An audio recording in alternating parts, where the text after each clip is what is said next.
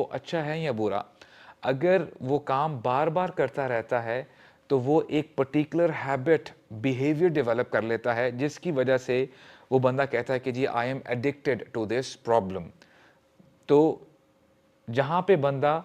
बुरा behaviour adapt करता है, वो बुरा काम बार बार करता है, तो बंदे को चाहिए कि अपनी इस बैड हैबिट को, इस बैड बिहेवियर को अनडू करे, उसको मुश्किल बनाए और अपनी अच्छी हैबिट्स अपनी ज़िंदगी में लेके आए। और एक्सपर्ट्स हमें आज बताते हैं कि अगर कोई बंदा अपनी अच्छी हैबिट डेवलप करना चाहता है तो वो काम 30 और 40 डेज तक करे कंसिस्टेंसी के साथ, तो इंशाल्लाह उसके लिए वो काम बाद में करना आसान हो जाएगा। और हमारा दीन भी हमें यही बताता है कि इट्स नॉट अबाउट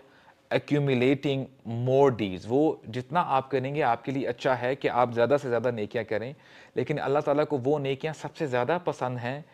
चाहे क्वांटिटी में थोड़ी हो लेकिन उनमें कंसिस्टेंसी हो। अल्लाह के नबी ने फरमाया ना, अहब्बुल अअमालि इलल्लाहि अदवमुहा व इनकल, कि अल्लाह ताला को वो अमाल